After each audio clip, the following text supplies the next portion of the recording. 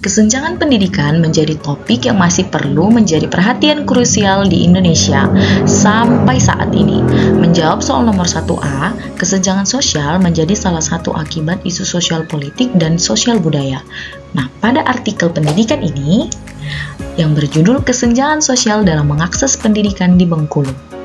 Menurut penulis, situasi kesenjangan sosial dan pendidikan merupakan isu yang relevan dan mendesak di era globalisasi. Nah, bahwa pendidikan harus menjadi perhatian utama dalam pembangunan sosial. Menurut penulis yang menyoroti hal ini, risiko ini akan timbul akibat tidak ada tindakan perbaikan. Nah, pendidikan yang tidak merata bisa memicu ketegangan sosial dan memperluas jurang antara yang beruntung dan yang kurang beruntung dalam masyarakat.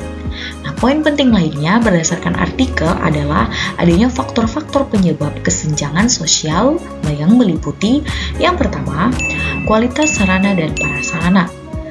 Kedua, kualitas tenaga pengajar. Ketiga, infrastruktur. Kemudian biaya pendidikan, kualitas buku dan juga sumber belajar, serta implikasinya yang berhubungan dengan kesenjangan sosial. Intinya, artikel ini menekankan pentingnya intervensi dari pemerintah dan lembaga terkait untuk merencanakan perbaikan dalam pendekatan pendidikan, termasuk penyediaan sarana dan prasarana yang lebih baik, pengembangan kualitas tenaga pengajar, dan juga pengurangan biaya pendidikan sehingga semua masyarakat dan juga anak-anak yang menjadi generasi penerus ke depannya berkesempatan untuk mengakses pendidikan secara merata. Jika ditinjau dari nilai sosial, hal ini menggambarkan ketimpangan sosial yang sangat kelihatan dengan jelas.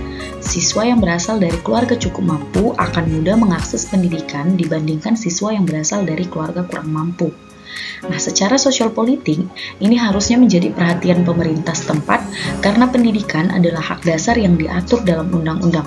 Sehingga ada aspek politik dalam mengambil kebijakan pemerintah yang mengatur dan mendanai pendidikan. Perhatian tentang perlunya perbaikan infrastruktur, pengalokasian dana, dan penyediaan sumber daya pendidikan menunjukkan keterlibatan pemerintah dan kebijakan publik yang berkaitan dalam pendidikan. Secara nilai sosial budaya, norma sosial dan nilai budaya masyarakat dapat mempengaruhi pandangan terhadap pendidikan, terutama di daerah terpencil atau kurang berkembang, sehingga akan ada motivasi untuk mereka mendukung proses pendidikan pada anak. Jika dikaitkan dengan daerah tempat saya bertugas, terkhusus di sekolah tempat saya bekerja, akan ditemui hal yang demikian pula. Kesenjangan pendidikan masih terlihat jelas di daerah kami. Kondisi infrastruktur menjadi masalah pertama yang harus diperhatikan. Sekolah tempat saya bekerja saat ini belum memiliki laboratorium yang lengkap untuk mendukung siswa belajar komputer dan praktik sains. Pengelolaan perpustakaan yang belum memadai, alat peraga, akses internet juga belum cukup memenuhi kebutuhan pembelajaran. Meskipun sekolah kami adalah sekolah negeri dan tidak ada pemungutan pembayaran SPP, bukan berarti siswa tidak memerlukan biaya untuk membeli peralatan sekolah, seragam sekolah, dana sosial, dan lain sebagainya. Nah, padahal kenyataannya orang tua siswa kami hanyalah orang tua yang berasal dari keluarga dengan tingkat ekonomi menengah ke bawah. Orang tua yang bekerja saja saat ini masih berusaha untuk mencari biaya kebutuhan pokok, padahal biaya sekolah juga harus tetap terpenuhi. Nah, perhatian dan kepedulian orang tua pun memengaruhi proses pendidikan yang berjalan dengan baik. Di daerah kami masih banyak didapati orang tua yang menyerahkan pendidikan anaknya 100% ditangani oleh pihak sekolah. Sekolah berharap setiap orang tua menindaklanjuti apa yang sudah dipelajari siswa di sekolah, dipelajarkan kembali atau bahkan diulang kembali di rumah. Namun pada kenyataannya tidak seperti itu semuanya. Pendidikan multikultural dianggap esensial untuk meningkatkan kesadaran dan apresiasi siswa terhadap keberagaman budaya, serta sebagai alat untuk melestarikan kebudayaan lokal. Berikut adalah poin-poin penting yang dibahas dalam artikel. Nah, dalam penelitian di SD Negeri 006 Koto Sentajo, Kabupaten Kuantan Singini, melalui 3 indikator yang digunakan untuk melaksanakan pendidikan multikultural di sekolah. Nah, pengukurannya berdasarkan 3 indikator ini, yaitu sikap peduli yang mengajarkan siswa untuk menghargai budaya daerah dan mengapresiasikan nilai-nilai budayanya. Yang kedua, sikap toleransi, di mana sikap toleransi mendorong siswa untuk menerima dan menghargai perbedaan antar suku dan budaya, serta mengurangi perilaku ejekan atau bullying. Yang ketiga, kerjasama, mendorong siswa untuk ikut serta dalam tradisi dan kegiatan budaya dalam konteks kerjasama. Dalam pendekatannya, hal praktis yang dilakukan di sekolah berdasarkan isi artikel adalah sekolah ini mengintegrasikan materi budaya lokal dalam kurikulum mereka dan mengadakan kegiatan seperti Hari Budaya untuk meningkatkan kesadaran budaya siswa. Kemudian, pendidikan juga melibatkan siswa dalam kegiatan sosial seperti penggalangan dana untuk anak yatim, memperkuat rasa peduli dan kerjasama. Poin penting lainnya adalah guru-guru di SD 006 Koto Sentajo menanamkan sikap toleransi kepada siswa melalui beberapa cara. Pertama, menjadi teladan. Guru menunjukkan sikap toleransi dalam interaksi sehari-hari, mengajarkan melalui contoh bagaimana berinteraksi dengan rasa hormat dan memahami perbedaan budaya. Yang kedua, pengajaran melalui kegiatan praktis. Nah, siswa diajak untuk membantu teman yang berasal dari latar belakang, suku, atau agama yang berbeda. Nah, ini mengajarkan siswa untuk menghargai dan menghormati perbedaan di sekitar mereka. Yang ketiga, partisipasi dalam tradisi lokal. Guru mendorong siswa untuk mengikuti dan ikut serta dalam tradisi dan praktik budaya lokal, seperti menghadiri upacara adat dan festival. Nah, ini membantu siswa memahami dan merasakan kekayaan budaya yang berbeda begitu banyak di sekitar mereka. Yang keempat, diskusi tentang keberagaman. Guru dan siswa melakukan diskusi terbuka tentang perbedaan pendapat, agama, ras, dan budaya di dalam kelas dan diperkenalkan untuk menciptakan ruang di mana siswa dapat belajar menghargai keberagaman di sekitar mereka. Dan yang terakhir, langkah praktisnya adalah kegiatan budaya sekolah. Nah, dalam artikel dijelaskan bahwa sekolah rutin mengadakan kegiatan budaya yang mendidik siswa untuk berkolaborasi dan menghargai budaya satu sama lain. Nah, termasuk penampilan seni, proyek yang melibatkan unsur budaya. Nah, melalui metode-metode inilah, guru menciptakan suasana yang kondusif untuk menumbuhkan rasa toleransi di antara siswa, yang sangat penting untuk keberlangsungan hubungan yang harmonis dalam masyarakat yang sangat pluralis. Terkait dengan artikel, jika dikaitkan dengan yang terjadi di sekolah saya, sebenarnya hampir tidak jauh berbeda dengan penelitian tersebut. Nah, dalam menerapkan pendidikan multikultural di sekolah kami, melakukan pembiasaan senyum sapa salam setiap bertemu antara guru dengan guru, guru dengan siswa, maupun siswa dengan siswa. Kemudian, mengadakan kegiatan seperti Minggu Budaya pada minggu ketiga setiap bulan untuk meningkatkan kesadaran budaya siswa. Melibatkan siswa dalam penggalangan dana sosial untuk siswa atau masyarakat yang mengalami bencana ataupun kemalangan. Dalam pembelajaran pun, kurikulum diintegrasikan dengan pendidikan multikultural, sehingga diharapkan mampu menambah pengetahuan siswa mengenai keberagaman setiap makhluk hidup.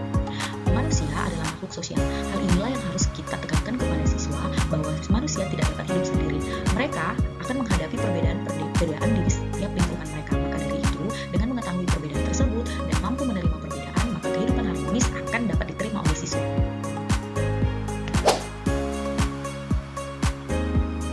Soal 3, artikel ini membahas penerapan media pembelajaran berbasis teknologi informasi dan komunikasi atau TIK pada kurikulum merdeka di sekolah dasar yang dilakukan di SD Negeri Langit Biru, Nama Samaran, di Kota Batu. Adapun hasil dan poin penting dari artikel tersebut yang dapat saya bagikan adalah: yang pertama, kurikulum merdeka sudah diterapkan dengan memanfaatkan beberapa alat teknologi informasi dan komunikasi. Namun, masih banyak keterbatasan dijumpai di setiap daerah.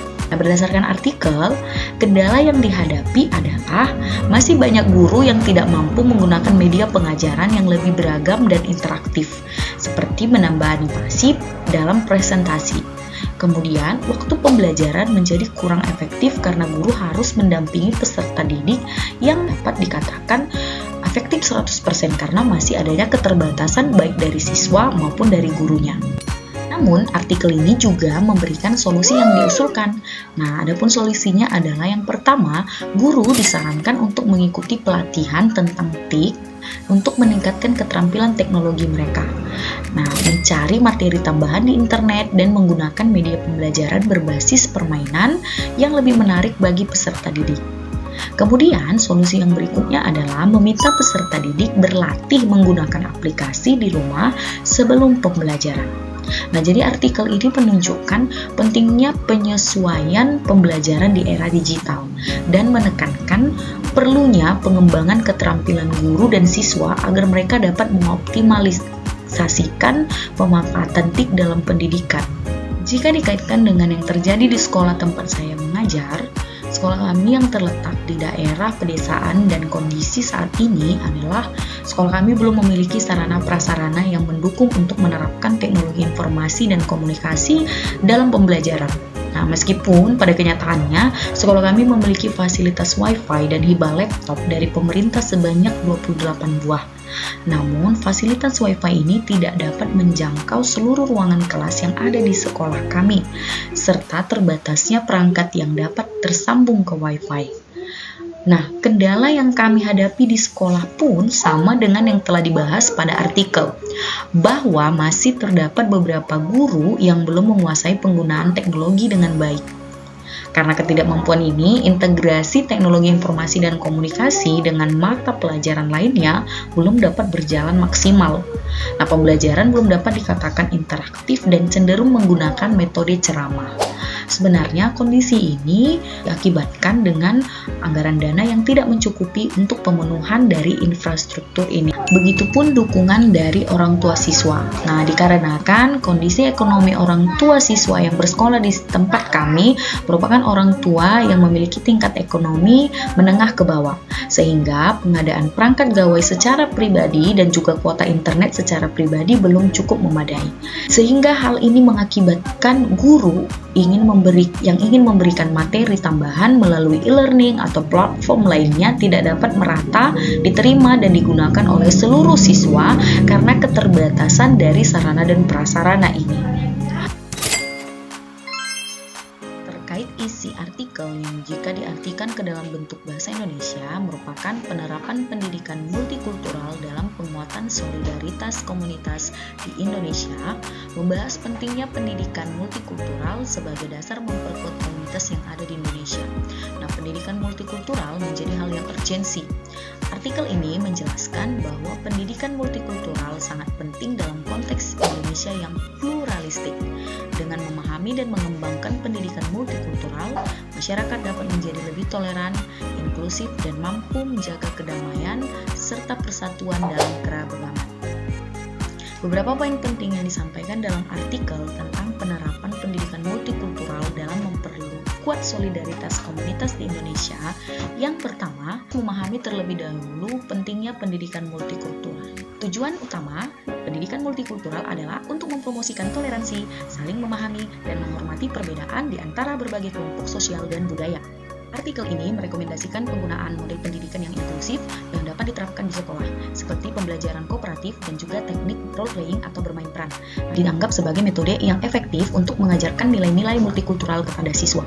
Kemudian, dalam artikel juga dijelaskan peran sekolah dan guru. Nah, sekolah dan guru memiliki tanggung jawab penting untuk mengintegrasikan nilai-nilai multikultural dalam pengajaran dan menciptakan budaya sekolah yang mendukung keragaman.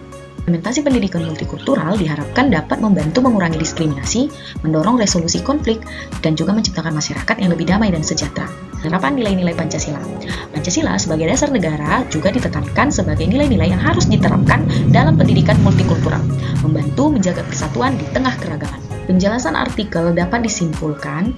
Pertama, pendidikan multikultural sebagai kebutuhan yang esensial. Nah, dalam konteks Indonesia yang kaya akan keragaman etnis, budaya, agama, dan bahasa, pendidikan multikultural merupakan kebutuhan esensial untuk menciptakan masyarakat yang harmonis. Hal ini penting untuk membangun sikap saling menghormati dan mengapresiasi perbedaan di antara warga negara. Yang kedua, peran penting di sekolah. Nah, sekolah dan guru memiliki peran yang krusial dalam menerapkan pendidikan multikultural. Melalui kurikulum yang inklusif dan metode pengajaran yang berbasis pada nilai-nilai toleransi dan kerjasama, siswa dapat dibentuk menjadi individu yang lebih sadar akan keberagaman dan peka terhadap isu-isu sosial yang terjadi di sekitar mereka. Kemudian, implementasi kebijakan yang berkelanjutan. Pentingnya dukungan kebijakan dari pemerintah dan lembaga pendidikan dalam menyebarluaskan dan mengintegrasikan pendidikan multikultural ke dalam kurikulum nasional. Hal ini harus dilakukan secara berkelanjutan untuk memastikan dampak yang nyata dalam masyarakat. Kemudian, menjadikan Pancasila sebagai landasan. Nah, penguatan nilai-nilai Pancasila sebagai dasar untuk pendidikan multikultural sangat diperlukan agar semua warga negara merasa memiliki dan terlibat dalam upaya menjaga persatuan di tengah keragaman. Nah, dampak positif pada masyarakat dari pendidikan multikultural ini adalah dengan penerapan yang efektif, pendidikan multikultural diharapkan mampu mengurangi konflik, mencegah diskriminasi, dan meningkatkan solidaritas antar komunitas, sehingga menciptakan lingkungan yang lebih damai dan sejahtera bagi semua.